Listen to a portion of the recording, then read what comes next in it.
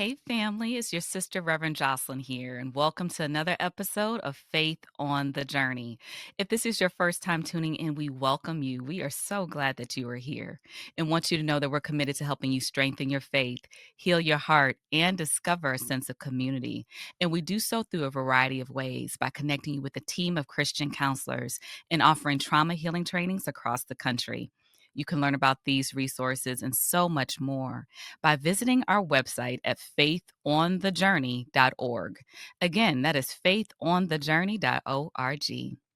Now, today I am excited, and I say I'm excited a lot, but not for real. I'm excited to welcome to the show this phenomenal man of God, Joe Rivera. And let me tell you about him. He is one of those people who you like, man, you just so you just so cool. Can I like hang with you for a minute?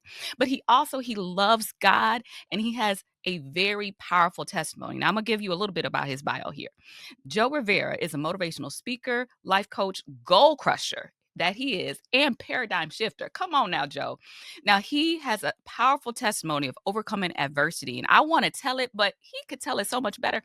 So, we're going to talk to him about his story, his journey of healing, and how he is crushing it today. So, Joe, thank you so much for being on the show with us today. Thank you so much for having me, Jocelyn. I couldn't wait to do this, man. I'm honored to be here. Man, yes. Well, Joe, I don't want to waste any time because you, my brother, got a story. So let's start with that. Talk about your testimony of kind of like your rock bottom moment, what led you to be there, and then we'll kind of go from there. I went from Park Avenue to Park Bench. I was emotionally, financially, spiritually bankrupt. I lost everything. I even almost lost my life. I had my dream job in the financial industry as a stockbroker. In the early 2000s, I'm 25 years old, making seven figures a year. I should feel like I'm on top of the world at this point, but seven figures a year? Nah, that ain't good enough. Because I live in a world with a belief system of never enough. I want more. I want eight figures or nine figures. And at this point in my life, being spiritually bankrupt, money's the only higher power that I know. I'm willing to do whatever it takes to make more money. I'm putting in late nights at the office one evening, and this dude, we call him Johnny Connect. We call him that because he had the connections to get his hands on anything you could imagine. And keep in mind, Jocelyn, we're in New York. So this dude swears that he's part of the mafia. And he sits down at my desk and he says, "Hey, Joe, you think you're a top producer now? Take this little round pill and forget about it. You're going to produce even more." Wall Street is also known as Drug Street. And everybody's doing some kind of drug. I'm already smoking weed, drinking, or having some kind of mind altering substance in my body every single day for the past 15 years at this point. So I said, why not? And that's when I got introduced to opiates. And that's when my battle with substance abuse took off to the next level. My life goes dark and becomes completely unmanageable. I'm risking my life every single day. I overdosed twice. The last time, it took 6 cans of Narcan to bring me back to life. That same night, I'm laying in the hospital bed. I wake up. I pull the EKG electrodes off my body, leave the hospital against medical advice. And then when I get outside, Jocelyn, it's the middle of winter. I'm in a hospital gown, shivering, looking like a crackhead like Pookie from New Jack City. because of all the opiates that were being taken out of my system. And the first thing that I do, I go call the dealer again to go get high. A week or two later, my sister invited me for an event. And at that event, I don't remember exactly what it was, but something clicked.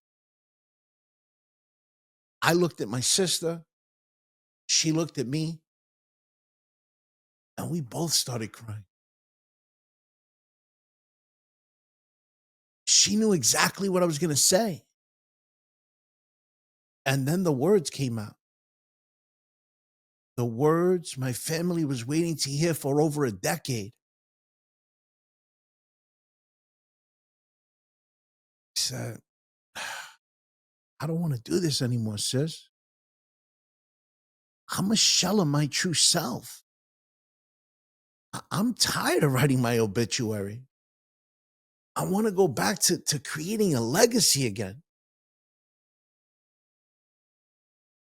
After that, I made the most important decision I've ever made in my life to go and achieve sobriety. And, my story is not unique. Many people struggle with vices. Mine was drugs and alcohol. Someone else might be gambling, sex, shopping, overeating, whatever that vice is. It interferes with us being our true self by having us isolate, not being fully present. It creates character defects. Some people lack motivation and self esteem. I promise you, there's a better way to live life.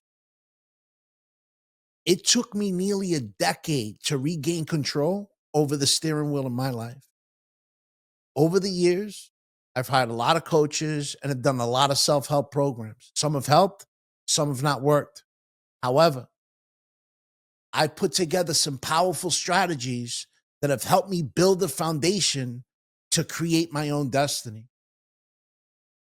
I believe living in purpose closes the gap between spirituality and true wealth. I used to live an unmanageable life where I lacked direction, didn't finish things that I started. Man, I couldn't get out of my own way. Now I live an incredible life where I know the direction I'm going. I know what my goals are. And when I start something, I finish it and I shatter those goals. But it's because I built a reliable, repeatable, and transformational system that has helped me create wealth financially, emotionally, and spiritually. Joe, oh my goodness, I wasn't ready, Joe. Your story is extremely powerful, and that's an understatement. But I gotta rewind the tape because you took me from rock bottom to now like a mindset that's just on a whole nother level. I want to go to the in between. I want to go to the work that was being done. Now you talked about self help programs and investing in yourself and all this work that you did. Let's talk about that a little bit more. Dissect it for me in terms of what really helped you as relates to your healing process and changing your mind and changing the habits. Talk about the things that you were like, if I would do this all over again, these things made a difference for me. Man, I mean, first and foremost, um, the transformation could not have happened if I didn't tap into spirituality. And, because I was born and raised Catholic, but along the way, I completely lost my way. I didn't even know what a relationship with God was. I thought it was saying Our Father, Hail Mary, and asking for forgiveness when necessary. But but man, through this journey, I learned the difference between religion and spirituality. And I learned to build a relationship with God, where today God's my father, my mother, my uncle, my best friend, my everything. And when I put that spirituality first, man, the doors that open, the mountains that get moved, it is truly a blessing. So learning to connect with God on that level is something that was vital for me to be able to make the change. Because through that, building that relationship, I learned to be able to sit with myself and be able to not only be able to talk to God, but pay attention to when he talks back, because God communicates in so many different avenues of life, right? Sometimes it's through being able to hear that soft voice in your mind. Sometimes it's through he'll work through other people to connect with me. Sometimes he'll work through nature. That first and foremost, spirituality was the most important part, because I wouldn't be where I am today without it. I wouldn't be able to have overcome the challenges that have come in my life and the challenges that still come up. Spirituality is the number one core value that I lean into when challenges do come up in my life. So being able to build that spiritual piece was vital. And also, man, Jocelyn, I mean, one of the most important things I learned was putting the drugs and alcohol down. That was the easy part. I had to learn to shift my mindset. I had to learn to peel the onion back and take stock of who I was. I had to be able to look in the mirror and apologize to myself for the damage that I did throughout the years. I had to apologize to myself for making myself a shell of who I truly was. And I had to learn to live life all over again, because the only life I knew was drugs and alcohol. I always say, man, sometimes, we have plans and God laughs at them, because I had plans to get high and drunk the rest of my life. But God said, no, no, I got different plans for you. I got something bigger for you. So yeah, diving into that side of personal development. And then that's, when I started realizing that it's not about, this person or the places I'm going. That's not the problem. I'm the problem. I had to be able to realize that it's me. I had to take accountability for who I was, and accountability for who I want to become. So that was a vital piece for me to start diving into personal development, and reading more books and listening to more videos and finding mentors, and taking that whole world.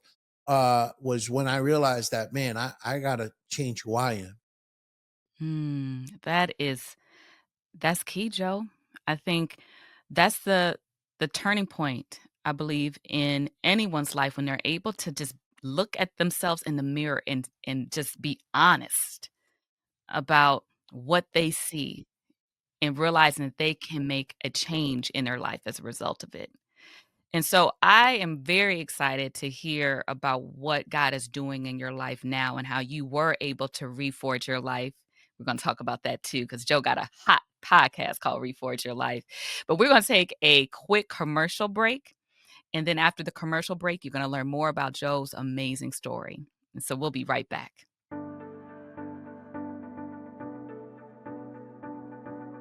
The trauma healing has actually given us an opportunity to truly share some of the pain that we've gone through that has caused us to be in this place. I think the use of scripture and truth, along with stories that are relatable, begin to start the dialogue for women to be able to recognize and be able to connect the fact that he is in their circumstances with whatever situation. With this trauma healing groups, we've been able to see people shed their masks and really just open up and share things that they too didn't even realize. And the transformation from the participants really included just being able to bring their heart to Jesus. What's amazing is some of them came with particular hurts or wounds that they wanted to share. It allowed me to be free with some deep-rooted things that I never spoke, and know that it was all right for me to speak them. Being able to recognize their emotions from the very start.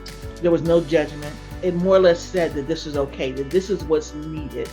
Just the power from being in the room with other women, recognizing that it's okay to share our hurts. It's good to be able to recognize what is a safe place and to be able to take all of those hurts to the cross. They realized it's something different that they were there to share. And they found healing in ways that they didn't expect. But once I got to that place of understanding how this kind of really does work, I had a moment of complete release. In that release, I was able to truly open up, even if it wasn't to anyone but to me and God, but to truly open up about some of the things that I had been suppressing or trying to suppress for years. Every little bit about it is a soft brushstroke that all combines to make just a really beautiful picture. For them to be able to see the different too and have some of the tools that the Trauma Healing Institute implements are very helpful. I'm always surprised how God is using this. It's a good place to be.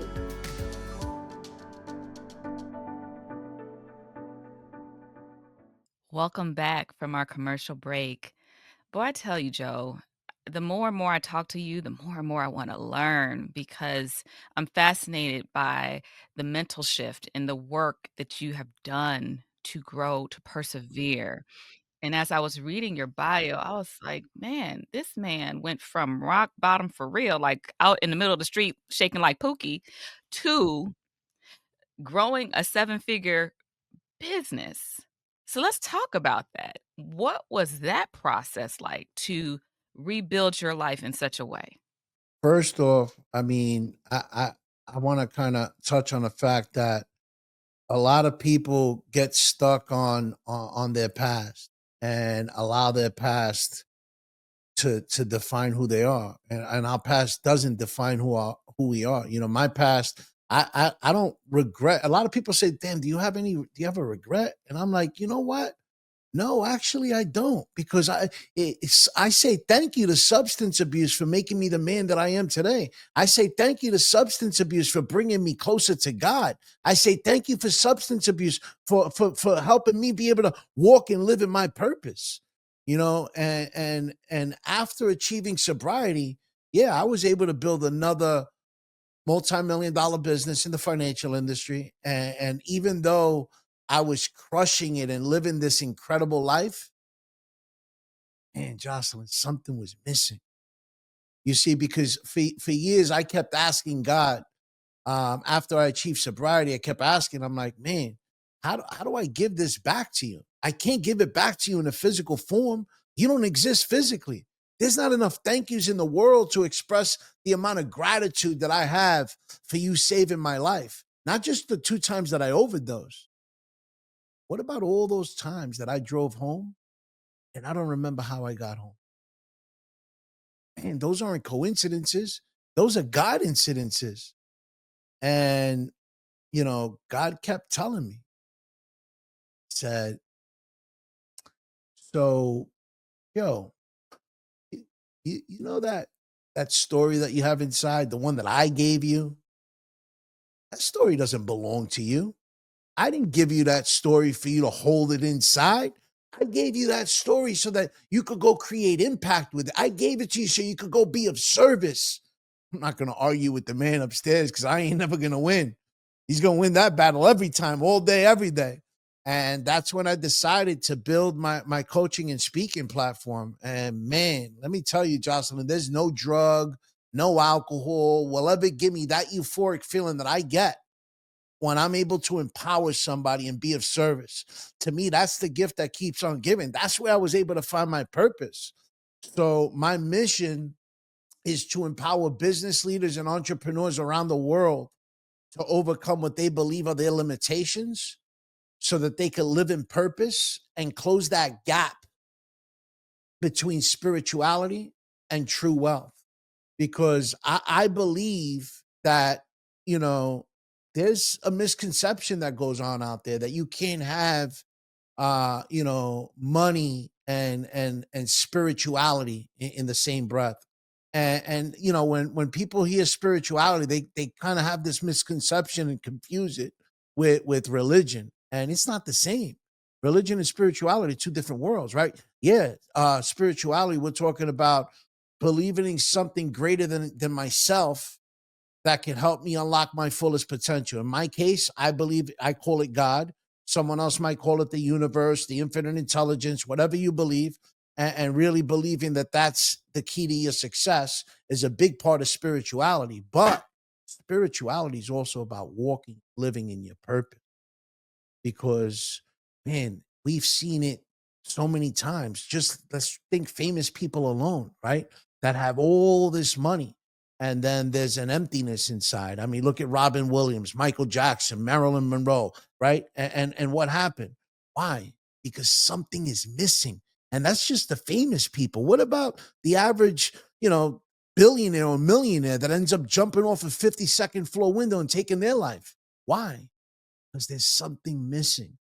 And it's that spiritual component, that connection to what your purpose really is, to make you have that purpose driven mentality and that alignment with that higher source. Hmm. Man, I appreciate how you broke down the difference between religion and our spiritual walk and our relationship with God. Because you can be churchified all day, I'll say. Like you can know how to genuflect and clap the hands and know the songs and the words and the right things to say, but your relationship with God is jacked up. And so for you, I see it in how you act and how you respond. And Joe, I even love how you talk about how you commune with God. Like it's like he talks to you just like you talk. Like, yo, bro, what's this? What you doing, Joe? That's a relationship you got. Yeah, exactly, He man. knows how to talk to his children. You know? Yes, he sure does. Sure does. Yeah, and so with that, Joe, my question for you is, as you are doing this work and stepping out into what I'm calling purpose-driven business, right? You feel you're experiencing this fulfillment. You're like, I'm gonna tell my story. Talk about the different ways in which you are doing that. One, I know, and I would love for you to talk about this a little bit, is your Reforge Your Life podcast. So talk about that and some of the other great things you're doing to spread your light to others. Yeah, so thanks for giving it a platform to express that. So I do have a podcast out there, as Jocelyn just mentioned. It's called Reforge Your Life with Joe Rivera. And look out for the episode with Jocelyn because it's coming soon. And it's based off of entrepreneurs who've had to overcome adversity to create their own comeback. Because when I was blessed to be given the opportunity to have this platform. Through the journey, I've been able to whether it's at a speaking gig, which is another way that I give the message. I'm also a professional speaker, and through speaking gigs, I've been able to connect with a lot of people out there. Whether it's other speakers, other entrepreneurs from the audience who've had to create their own comeback story, and they don't have a platform to express that, to be able to give it back. So, because it's not just my story that could change people's lives, there's other people out there who have incredible stories, and someone might resonate with their story more than they do mine. So they need a platform to be able to do that, man, because our stories, they don't belong to us, man. They belong to the people out there that we could impact them with. And we hold those stories in, we're doing a disservice to God, man, for saving us when we were able to build that comeback. Because don't think you did that by yourself, because you didn't. Um, and so through the podcast and through speaking opportunities out there on stage, and also I have a coaching program, where it's a 12-week program, and we dive into spirituality, growth, and perseverance. Because I believe those are three pillars that are vital to help take you to the next level. And if you're a high performer and you're looking to take your life to the next level, definitely my coaching program is something that could help. And I also have a new book that's about to be launched. So very soon this year, Reforge Your Life is coming to a shelf near you. Amazon, to click away. So look out for it. It's coming soon. Joe, my brother, that's amazing. I'm seeing you not playing games. Not playing games out here in these streets. And I say that for real because it's as if you see that God has given you another chance and you are not taking it for granted. And so when I see what you're doing with your podcast, how you writing books, how you speaking on stages, how you building business, starting programs, all the things that you're doing, your life looks like a 180 from that moment you described at the beginning of the show. And so, for anyone right now who's listening, who is at their rock bottom moment, and they're looking at you like, man, I don't even know if what Joe's talking about is possible for me, what would you say to them? I would say that you're a spiritual being living a human experience, and you could do anything you put your mind to. Uh, I'm not. I'm not special. I just put the work in. I was sick and tired of being sick and tired, and I wanted to make a change. And you have it within you to make that change. Your creator created you to be the best version of yourself you could be. If you're not being that best version of yourself you could be, then guess what? There's a lot more that could go. A lot more. Your potential is unlimited. He made you with unlimited potential. You have to figure out how to crack the code to be able to tap into that unlimited potential because it's there within you. It is there, Joe. That's good stuff. Man, I could talk to you all day, Joe. I could talk to you all day. Let's find another time to get on the schedule because we're gonna have to have a part two once you drop that good book. But in the meantime, tell us where people can find you, where they can learn about your podcast and all the great things that you are doing. You can find me in these streets. No, you can find me. I'm on Instagram at with Joe Rivera, LinkedIn at with Joe Rivera. Also, do you mind if I give a gift to the audience? By all means, please. So if you go to withjoerivera.com/links, you'll have a link to that you can stay connected with me. And there's also a free gift in there. It's my 3 pillars of true wealth to help you unlock your fullest potential. And dive in, man. Man, dive in. Don't waste a second. Life is too precious, people. And if God woke you up this morning, it's because he has something for you to do. There's still purpose. And Joe's story is a living testimony of that. Joe, I'm so impressed and blessed by you, and I'm grateful and honored to have the opportunity to interview you on my show today. I know that people were encouraged by your message, by your story, by your truth. Thank you for what you're doing. I just pray tremendous blessings over your life as you continue to move forward in faithfulness in God. Man, thank you so much for having me. Blessings to you, your family, your audience. And I love being here and I'm in a giving mood. So I just want to give away one more free thing. And all of y'all subscribe to my newsletter and I'm going to give you the opportunity to have a free strategy session so we can work together if that's what you're looking to do.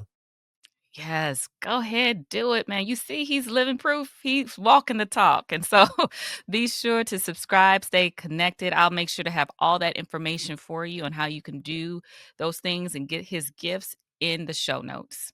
Blessings to you, Joe. Blessings. Well, thank you all for tuning in to another episode of Faith on the Journey. I tell you, my brother Joe has gave me a message today. I'm going to be reflecting on some things he shared. But if you are interested in getting counseling services to support you on your healing journey, then be sure to visit our website at faithonthejourney.org. Also, as I mentioned earlier, we provide trauma healing trainings to church leaders across the country, and you can learn about those resources well on our website.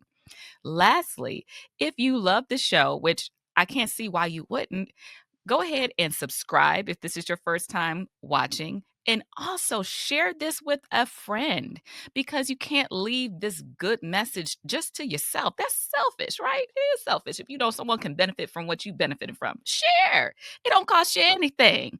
Okay, so be sure to do that for me. And until next time, you stay encouraged, you stay blessed, and you continue to keep your faith on the journey. I'll see you soon, family.